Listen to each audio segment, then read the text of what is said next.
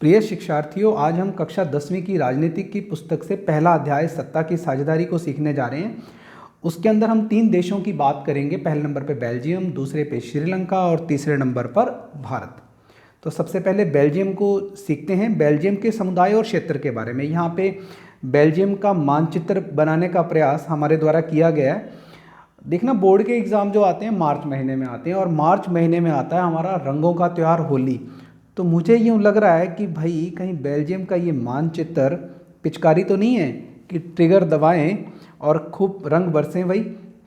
तो चलो मस्ती से आगे सीखते हैं। सबसे ऊपर वाले हिस्से को फ्लैमिश जो एरिया है यहाँ पे, और नीचे वाला वेलोनिया। और फ्लैमिश में जो 59% जो पीपल हैं, लोग हैं, वो डच भाषा का प्रयोग करते हैं, डच लैंग्वेज का प्रयोग करते हैं। नीचे वाले हिस्से को वेलोनिया है जो उनका ये वाला हिस्सा, और वहाँ पे जो फ्रेंच भाषा है वो 40% बोलते हैं। और यहाँ पे जो उनका ये वाला हिस्सा है वो जर्मन भाषा 1% लोग बोलते हैं। तो ये उनका तो 100% का हो गया। लेकिन जो उनकी राजधानी है ब्रुसेल्स, उसमें बिल्कुल उल्टा है कि जो ऊपर वाला हिस्सा है उसमें तो डच बोलने वाले लोग हैं 20% और फ्रेंच बोलने वाले हैं 80%। इसका कारण एक ये हो सकता है कि यहाँ नीचे वाले एरिया को फ्रेंच के लोग ज़्यादा टच करते हो, तो वहाँ पे लोग 80% है वो फ्रेंच बोल रहे हो।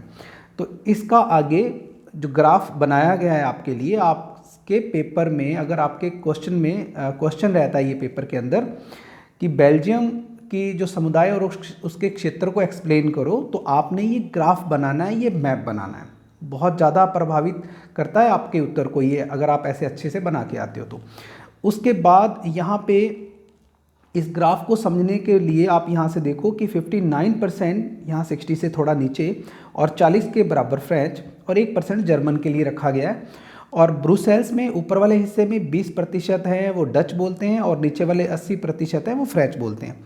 एक छोटी सी ट्रिक रखी है यहाँ पे कि जो अगर आप इंग्लिश के लेटर उठाते हैं, इंग्लिश के अक्षर उठाते हैं, तो सबसे पहले फ्लेमिश और वेलोनिया की बात करें तो पहले एफ आता है फ्लेमिश, और फिर वेलोनिया से डब्ल्यू आता है।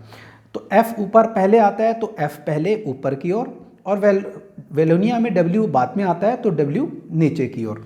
यहाँ पे एक सिंबल के तौर पे मैं लिख देता हूँ, एफ फ्लेमिश अपर पार्ट ऊपर वाला और डब्ल्यू वाला वेलोनिया नीचे वाला पार्ट।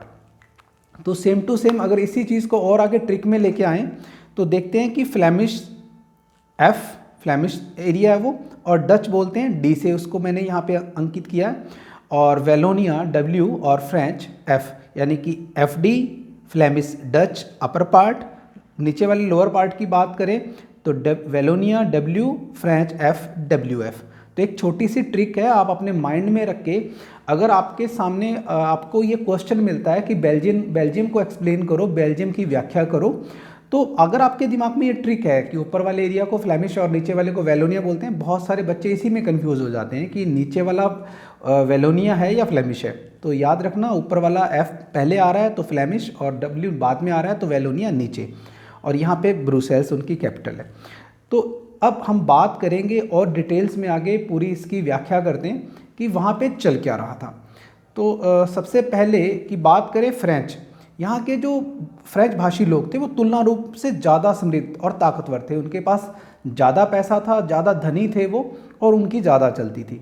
और डच जो लोग थे वो संख्या के हिसाब से कम थे, तो उनका धन और समृद्धि के मामले में बात करें वो कमज़ोर थे, अल्पमत वाले थे, उनकी बात पे इतनी ज़्यादा गौर नहीं की जाती थी।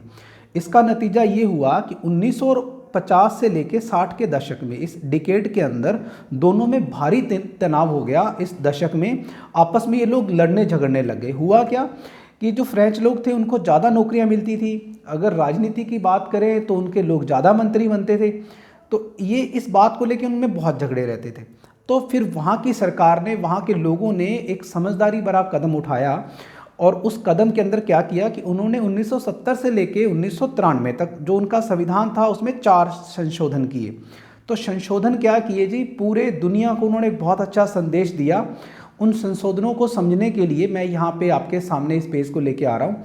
सबसे पहले उन्होंने क्या किया कि केंद्र सरकार में दोनों भाषाओं के मंत्रियों की समान संख्या तथा कानून दोनों भाषाई समूहों की सहमति से। इससे अभिप्राय क्या हुआ कि अगर वेलोनिया और नीचे वाला पार्ट और ऊपर वाला फ्लेमिश, यहाँ पे दोनों भाषाओं के मंत्रियों की समान संख्या कर दी। अगर राजनीति की बात करें, जो उनकी सरकार बनेगी, तो भाई सरकार में दोनों भाषाओं के मंत्रियों की संख्या वो समान रहेगी। एक बहुत अच्छा उनका कदम था ये। और एक नई बात क्या कही उन्होंने कि जब भी कोई नया विशेष कानून बनेगा तो दोनों भाषाई समूहों की सहमति से। भाई ऐसा नहीं है कि एक भाषा का मंत्री ये कह रहा है कि ये कानून बनेगा और दूसरे का कहता है कि नहीं, जब दोनों में सहमति हो जाएगी तभी नया कानून बनेगा। बिल्कुल सही बात थी। दूसरा उन्होंने क्या संशोधन किया, केंद्र सरकार की शक्तियों दोनों क्षेत्रीय इलाकों में समान कर दी, अर्थात राज्य सरकार और केंद्र सरकार के अधीन नहीं है। इसका अभिप्राय ये है कि केंद्र सरकार की शक्तियां, अब 2 राज्य हैं वहाँ पे, ऊपर वाला फ्लेमिश और नीचे वाला वैलोनिया, तो उनकी जो शक्तियां हैं दोनों क्षेत्रीय इलाकों में समान कर दी।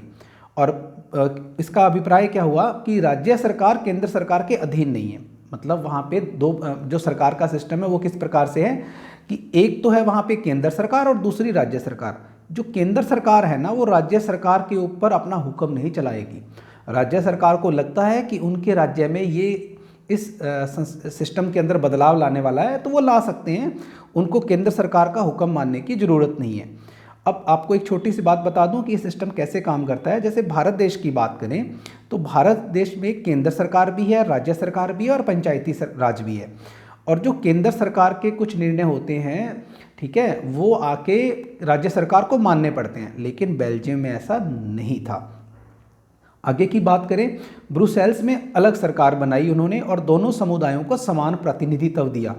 अब देखना, ध्यान से देखना कि एक अलग सरकार की, देखो पूरे बेल्जियम में एक सरकार है, सेंट्रल गवर्नमेंट है उनकी, लेकिन ब्रुसेल्स में उन्होंने एक नया प्रावधान रखा कि एक सरकार होगी।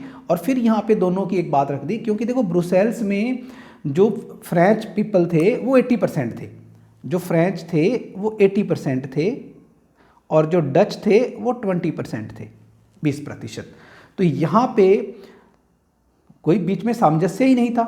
लेकिन यहाँ पे भी एक बात कहेगी कि आधे इधर से आधे इधर से, यानी कि दोनों समुदायों को समान प्रतिनिधित्व, ये भी बहुत अच्छा हुआ।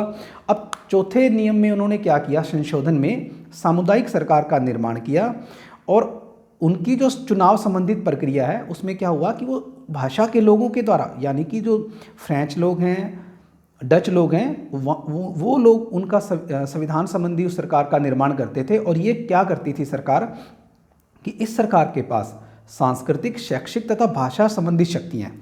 अर्थात जॉब, अगर किसी को नौकरी पे रखना है, उसको रोजगार देना है, तो ये सारे निर्णय सामुदायिक सरकार करती थी।